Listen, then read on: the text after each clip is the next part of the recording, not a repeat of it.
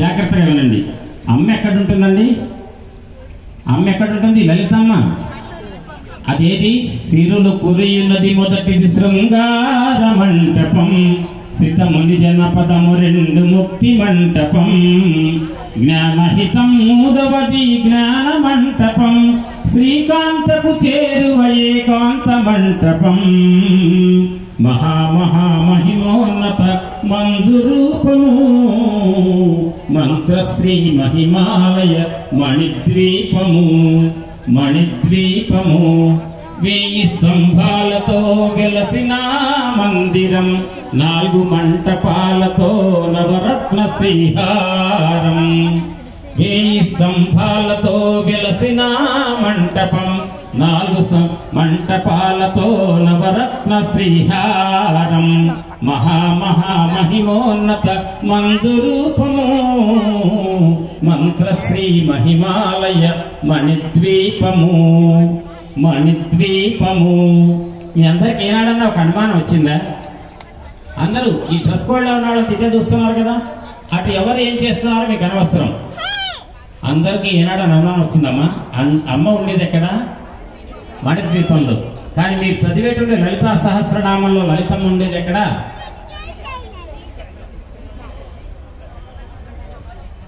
అమ్మ ఎందుకు మాట్లాడుతున్నారు?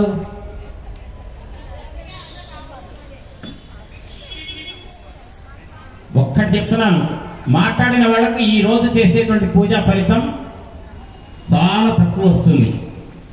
మాట్లాడకుండా నిశ్శబ్దం. ఇందాకనే చెప్పాను, మనకు ఒక్క నోరేగా ఇచ్చింది భగవంతుడు, అమ్మవారు.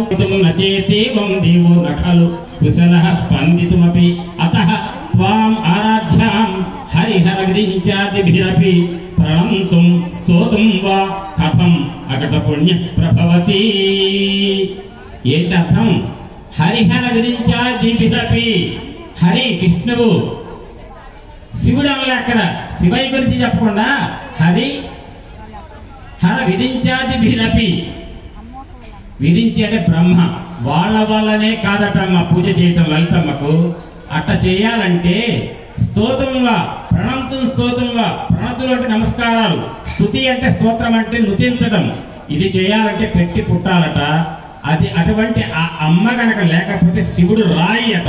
అంటే శివుడు కదలలే లేడు తానన్నడే అన్ననిక్కము అన్నారు. అంటే శివుడు కనుక కదలాలంటే శివుడి యొక్క శక్తి అయినటువంటి లలితమ్మ ఉండాలి. ఆ లలితమ్మ మీ ముందర మీ చేతుల్లో పుస్తకాలలో అమ్మ స్తోత్రం ఉంది. అందులో ఏం చెప్తారు చిట్ట చివరికి మీరు? సువాసిన్యర్చన ప్రీత శోభన శుద్ధ మానస అంటారు. అని చిట్ట చివరికి శ్రీ శివ శివశక్త్యైక్య రూపిణి అంటే శివశక్త్యైక్య రూపిణి ఆ స్థితి రావాలంటే ఒక ప్రశ్న అడుగుతా, చెప్పండి. పాలసముద్రం చిలుకుతున్నారు. అమ్మ అందరు వింటున్నారు కదా? పాలసముద్రం చిలుకుతున్నారు. ముందు చందమామ వచ్చింది, చంద్రుడు వచ్చాడు. చంద్రుడు వచ్చిన కొద్దిసేపటికే పాలసముద్రం చిరిగితే పైకి వచ్చింది లక్ష్మీదేవి. ముందు వచ్చింది ఎవరు? చంద్రుడు. తర్వాత వచ్చింది ఎవరు? అమ్మ. ఎవరు ఆమె? మనందరికీ లక్ష్మి. ఎవరు? మనందరికీ అమ్మ. అమ్మకు ముందు పుట్టిన ఆయన ఎవరు? చంద్రుడు. ఆయన ఏమవుతాడు మనకి?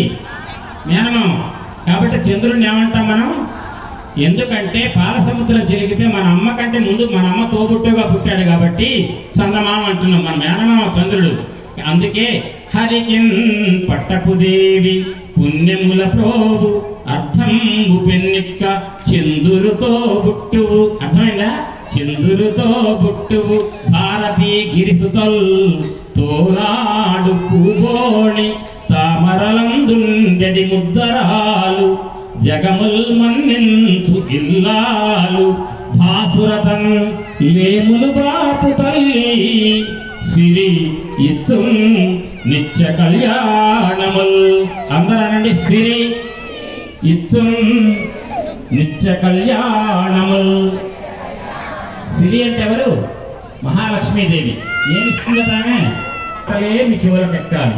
మీరు ఒక చెవితో విని ఇంకొక చెవితో కనుక వదిలిపెడితే ఉపయోగం లేదు. 2 చెవులతో వినాలనుకోండి, బయటికి పోవడానికి ఎక్కడ లేదు అవకాశం, హృదయంలోకి వెళ్తుంది. కాబట్టి 2 చెవుల ద్వారా విని 2 కళ్ళ ద్వారా వీక్షించి హృదయంలో నిక్షిప్తం చేసుకొని భగవతి యొక్క అనుగ్రహానికి పాత్రలు కావాలి. ఎవ్వని చరితంబు హృదయంబు చేర్పంగా భయమంది మృత్యువు పరువు పెట్టు అంటుంది భాగవతం. అంటే ఏ అమ్మవారి యొక్క ఏ అయ్యవారి యొక్క వైభవాన్ని చరిత్రని రెండు చెవులతో విని హృదయాన్ని నిక్షిప్తం చేసుకుంటారో అటువంటి వారికట మృత్యుదేవత కూడా పారిపోతుందట, దగ్గర రాదట. అంటే మృత్యు భయం ఉండదట. కాబట్టి ఎవ్వరి చరితంబు హృదయంబు చేర్పంగా భయమంది మృత్యువు పరువు పెట్టు. ఎవ్వని పదనది నేపారు జలముల సేవింప నైమల్య సిద్ధి కలుగు. తపస్సులెవ్వని పాదంబు తగిలి శాంతి తెరవుగాంచిరి. వసుదేవ దేవకులకెవ్వరు దయించే తత్కథలెల్ల వినగా ఇచ్చ పుట్టెడు నెరిగింపు మిథ్య చరిత అని అడిగారండి మన కోసం. కలియుగంలో మానవులు ఎట్ట బాగుపడతారు, కలియుగంలో భగవంతుడి వైపు మనస్సు వెళ్ళదు.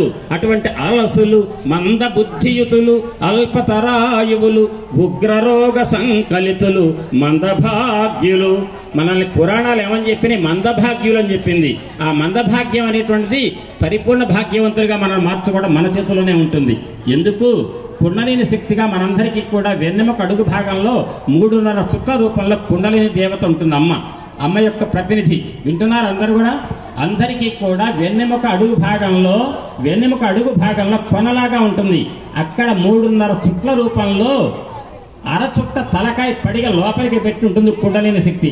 మహిం మూలాధారే కమపి మణిపూరే హుతహం స్థితం స్వాధిష్టానే అనండి. అంటే సౌందర్యం చదవట్లేదా మీరు? ఆ శ్లోకం ఎందుకనరు? మనోపి భ్రూ మధ్యే. సరే, ఆ శ్లోకం మీరు అందరు నా వైపు చూడండి. అందరు కూడా వెన్నెముక అడుగు భాగంలో ఉండేది మూలాధార చక్రం, పొత్తి కడుపు దగ్గర ఉండేది స్వాధిష్టాన, బొడ్డు దగ్గర ఉండేది మణిపూర, అనాహత హృదయం దగ్గర ఉంటుంది, విశుద్ధి కంఠంలో ఉంటుంది విశుద్ధి చక్రం. ఏమండి అందరు చూస్తున్నారు కదా? మీరు బొట్టు ఎక్కడ పెట్టుకుంటారు? పాపెట్లో పెట్టుకుంటే సింధూరం వేరు, పక్కన పెట్టండి. ఆ కనుబొమ్మల మధ్యలో ప్రతి మనిషికి కూడా మగ ఆడ నిమిత్తం లేదండి. ఆధ్యాత్మికంలో మగ ఆడ అందరూ ఒకటే. భగవంతుడు పరమేశ్వరుడు ఒక్కడే మగవాడు. అందరికీ కూడా ప్రతి జీవికి కూడా వెన్నెముక అడుగు భాగంలో ప్రారంభంలో ఉండేది మూలాధార చక్రం అనండి. మూలాధార, పొత్తికడ దగ్గర స్వాధిష్టాన, బొడ్డు దగ్గర మణిపూర, హృదయం దగ్గర ఉంది అనాహత, కంఠంలో విశుద్ధి. కనుబొమ్మ మధ్యలో ఎక్కడిది మీరు బొట్టు పెడతారో ఈ మధ్య బాగా సిగ్గుపడతారు. బొట్టు పెట్టడం అమ్మ ఏమవుతుందో నవ్వుతారేమో నలుగురు అనుకుంటూ వదిలిపెడుతున్నారే. ఆ బొట్టు ఎక్కడ పెట్టాలి అంటే మన హిందూ స్త్రీలంతా కూడా కనుబొమ్మల మధ్య స్థానంలో ఇక్కడ పెట్టుకుంటారు. దాన్ని ఏమంటారంటే ఆజ్ఞా చక్రము అంటారు. ఆజ్ఞా చక్రం అర్థమైంది కదా? ఆజ్ఞా చక్రము దేనికి అంటే మనస్సు స్థానం. గుర్తుపెట్టుకోండి అమ్మా మీరందరూ. ముందు మూలాధార చక్రం భూమి, మూలాధార చక్రం భూమి, స్వాధిష్టాన చక్రం జలం, మణిపూర చక్రం అగ్ని, అనాహత హృదయంలోని అనాహత చక్రం వాయువు, కంఠంలో విశుద్ధి చక్రం శూన్యం ఆకాశం. ఇప్పుడు ఏమొచ్చినాయి? 5 చక్రాలు చెప్పా.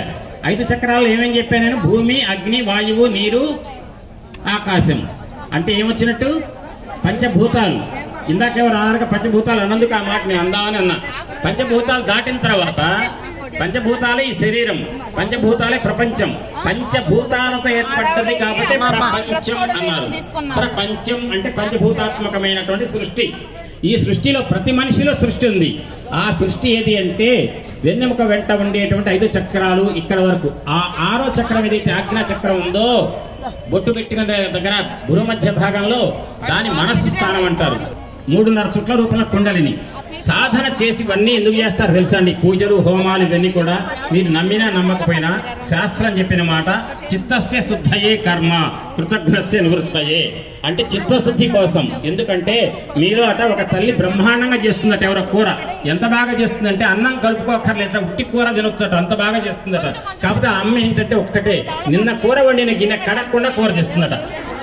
అర్థమైతే బాగా చేస్తుందట కూర రుచిగా. కాకపోతే నిన్న కూర వండి వదిలిపెట్టి అక్కడ పడేస్తారు అంట్లలో. ఆ గిన్నె కడిగే ఓపిక లేక బద్ధకంతో చేస్తుందట. తింటారు ఎవరన్నా? అంటే గిన్నె కనుక కడగకుండా కూర చేస్తే మీరు ఎట్ట తినరో, మన హృదయం అనే పాత్రలో కడగకుండా భగవంతుడికి నివేదిస్తే భగవంతుడు శివయ్య తీసుకోడు మన కోరికలు. అంటే మన కోరికలు తీసుకోవాలి, భగవంతుడు మన విన్నపాలు ఆలకించాలంటే హృదయం అనే పాత్ర శుద్ధిగా ఉండాలి. కాబట్టి ఆత్మశుద్ధి లేని ఆచారమధీల, భాండ శుద్ధి లేని పాకమేల, చిత్తశుద్ధి లేని శివ పూజలేరయ విశ్వదాభిరామ వినురవేమ అన్నారు కదా. ఇది చిన్నప్పుడు తెలుగు సార్ చెప్పగానే 2 మార్కుల కోసం చదివాం. నిజంగా ఏంటది?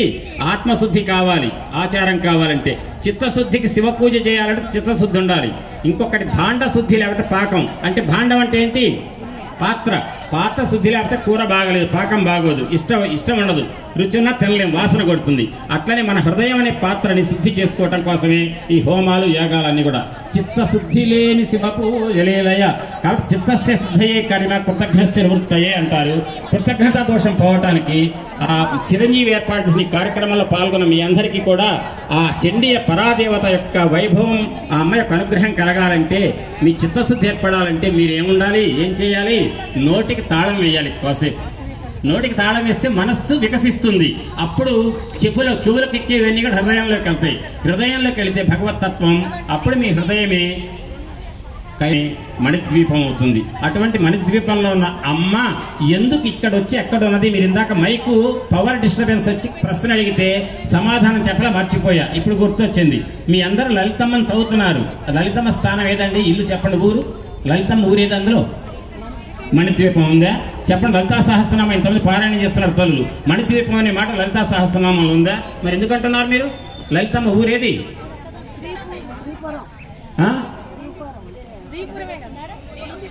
శ్రీచక్రం ఉందా? లలితా సహస్రనామం లేదు. సుమేరు శృంగ మధ్యస్థ. సుమేరు శృంగం అంటే శ్రీపురం అమ్మ, శ్రీనగరం. అదే ఆ అమ్మ శ్రీనగరంలో ఉంది. భూమండలంలోకి వచ్చి ఎందుకు వచ్చిందమ్మా? అక్కడో మణిద్వీపంలో ఎక్కడమ్మా? బ్రహ్మాండాలకు పైన లోకంబులు లోకేశులు లోకస్తులు తెగినతు దినలోకంబగు పెంజీకటి కవ్వలైవ్వండే కాకృతిని వెలుగు అన్నాడు గజేంద్రుడు. అంటే అర్థం ఏంటి తెలుసా? లోకాలన్నీ దాటిన తర్వాత ఉన్న పెంజీకటి దాటిన తర్వాత ఉన్నది ఆ మణిద్వీపం. మణిద్వీపంలో ఉన్న అమ్మ భూమండలంలోకి ఎందుకు వచ్చింది? కబుర్లు చెప్పండి, పక్క వాళ్ళతో కబుర్లు చెప్పి డిస్టర్బెన్స్ చేసుకోండి అని, ప్రశాంతంగా ఉండండి అని చెప్పి భూమండలంకి ఎందుకు వచ్చిందంటే, కంటికి కనిపించినటువంటి క్రిమి అట. వింటున్నారంతా? కంటికి కనిపించిన ఒక క్రిమి, ఒక రాక్షసుడు ఉన్నాడు ఈ లోకంలో. వాడట మన హృదయంలోకి చేరి మనందరినీ నిర్వీర్యం చేసి ఒడియంలాగా చేసేట. ఒడియం అంటే తెలుసుగా మీకు? నిగనిగలాడే జామ పండుకు వస్తే ముక్క నీటితో బాగా జలం వండి నవ్వులుతుంటే నీళ్లు లోపలికి వస్తాయి. కానీ గుమ్మడికాయ ఒడియాలు ఎండలో ఎండబెట్టి ఎండిపోయిందా పచ్చిదనం ఉందా చూస్తారే, అది నవ్వితే ఆ నీళ్ళు వస్తాయా? రావు. ఒడియం అంటారు దాన్ని. ఒడియం అంటే అర్థం ఏంటి? నీళ్లు ఏమీ లేకుండా ఎండిపోవటం. అట్లాంటి ఒడియంలాగా ఏమంట మనం అంతా కూడా అన్నాడు. ఎవరా ఒడియంలాగా చేసి మనలో ఉన్న నీళ్ళని గుంజిందంటే చెప్పండి? మనలో ఉన్న నీళ్ళందరిలో గుంజాడు. దేవతలు మనుషులందరిలో ఉన్న తడి గుంజాడు. ఒడియంలాగా ఎండగట్టాడు మనల్ని. ఎండగట్టిన క్రిమి ఎవరాడు చెప్పండి? భండాసురుడు. అర్థమైందా? భండాసురుడు. ఆ భండాసురుడు ఒడియంలాగా ఎండగడితే దేవతలంతా కూడా పరమశివుని ప్రార్థించారట. పరమశివుడు ఏమన్నాడంటే, అమ్మలేంది నేనేం చేస్తానయ్యా అని అమ్మకే పెద్ద పెట్టేశాడు. అంటే స్త్రీమూర్తిగా పెద్దపేట ఎప్పుడైనా మగవాడి కంటే. ఆ అమ్మ దగ్గరికి వెళ్ళమంటే అమ్మ ఏం చెప్పిందంటే, నేను చెప్పిన యాగం చేయండి అన్నట్ట. హోమగుండం. ఏ యాగగుండం తెలుసా? హోమగుండం తెలుసా అండి? మీ ఎదురుగా కనపడుతున్న ఏదది? చిదగ్నిగుండం. కాబట్టి అందులోంచి ఉద్భవించే వాళ్ళు ఎవరు? మనందరం మన మనసులు అర్పిస్తాం గుండంలోకి. మన మనస్సులు పవిత్రమై పైకి వస్తాయి. కాబట్టి అనండి, శ్రీమాత శ్రీ మహారాజ్ఞి శ్రీమసింహాసనేశ్వరి చిదగ్నికుండ సంభూత దేవకార్య సముజ్యత. అది ఆ చిదగ్నికుండంలో నుంచి ఇవాళ మీ అందరి హృదయాలలో ఏముండాలి? అగ్నిగుండం అంటే చిరంజీవి ప్రశాంతి వారి అక్క పిన్ని గారు అందరికి కలిసి మనకి ఇక్కడ ఏర్పాటు చేసిన ఈ కార్యక్రమంలో చిదగ్నికుండంలో నుంచి వస్తారు. మన హృదయాలన్నీ కూడా మలినపూరితం అయితే ఆ హృదయం అందులోకి అర్పిస్తే హృదయం పవిత్రీకరించబడి మనకి పైకి వచ్చి సద్భావాలు మనలో కలిగేట్టుగా అగ్నిగుండం పనిచేస్తుంది. గుర్తు పెట్టుకోండి. ఇక ఇప్పుడు చెప్పండి, భండాసురుడు అనే రాక్షసుడు ఎటువంటి వాడంటే కంటికి కనపడ్డట, చేతికి దొరకడట. మీకు ఎవరు ఈ మధ్య పరిచయం అయ్యారు అట్లాంటి వాళ్ళు? కంటికి కనపడ్డట, చేతికి చిక్కడట, కానీ లోపల దూరతాట, పిండేస్తాట శక్తి. ఎవరన్నా కనపడలేదా ఈ మధ్యకాలంలో? మీకు 2019 సెప్టెంబర్ లోపల అడిగితే కనపడలేదానండి. 2019 సెప్టెంబర్ తర్వాత ఎవరు పరిచయం కాలేదా? కరోనా వాడే భండాసురుడు. అంటే కంటికి కనిపించకుండా చేతికి చిక్కకుండా వాడు ఎక్కడున్నాడో తెలియదు. తల్లిని కొడుకు అనుమానిస్తాడు, కొడుకుని తల్లి అనుమానిస్తుంది, తండ్రిని కొడుకు, తండ్రి కొడుకు తండ్రి. అమ్మ నన్ను ముట్టుకోవద్దు, ఎందుకంటే ఎవరికి వాడు నా ప్రాణం నాది. తండ్రి కూడా వద్దు, దూరం కోరికి వెళ్ళాడు. ఆ కోరటానికి వెళ్ళేట్టు చేసిన బండాసురుడు ఎవరు? కరోనా అనే బండాసురుడు. అది మొన్న కరోనా రాకపోతే మీకు ఎంత చెప్పినా సారీ కథలన్నీ ఎందుకండి అంటారు. మొన్న వచ్చింది కదా కంటికి కనిపించిన బండాసురుడు. అటువంటి బండాసురుడు ఆనాడు వస్తే లలితమ్మ వారిని అడిగారట, అమ్మా ఈ భూలోకంలోకి వచ్చి బండాసురుడు చంపమ్మా అంటే, అమ్మ ఇప్పుడు ప్రశాంతమ్మ పూజ ఉందట, అప్పుడు ఒక 5 నిమిషాలు చెప్తా, గొప్ప మాట చెప్తాను. అప్పుడు ఆ పూజ ఎప్పుడు మాకు వీళ్ళు చెప్తారు కదా, యుగంధర్ ఎక్కడ, సరే అప్పుడు చెప్దాం. ఈ లోపల వినండి. బండాసురుడు అంటే అర్థమైందిగా మీకు, కంటికి కనిపించని కరోనా. వాడిని చంపాలంటే వ్యాక్సిన్ కనిపెట్టాలి. ఆ వ్యాక్సిన్ ఎవరు కనిపెట్టారంటే లలితమ్మ. ఎక్కడో మణిద్వీపంలో ఉన్న లలితమ్మ భూమండలంలోకి వచ్చి శ్రీమన్నగరంలో ఉన్నది. అర్థమైందా అమ్మా? ఎక్కడ, ఏ నగరం? ఇటు నా ఎదురుగా ఏ నగరం? శ్రీమన్నగరం. కాబట్టి శ్రీమన్నగర నాయిక అన్నాం కదా, శ్రీమన్నగర నాయిక. కాబట్టి భండాసురుడు యొక్క నివాస స్థానం శ్రీమన్నగరం. ఇప్పుడు ఒక్క ప్రశ్న అడిగితే సమాధానం చెప్పండి. మాకు బ్రహ్మగారు ఇది నన్ను అడగబోతున్నారు. అమ్మవారు శ్రీమన్నగరం. అమ్మ రవాలక్ష్మి చెప్పండి, సమాధానం చెప్పండి ఒకళ్ళు.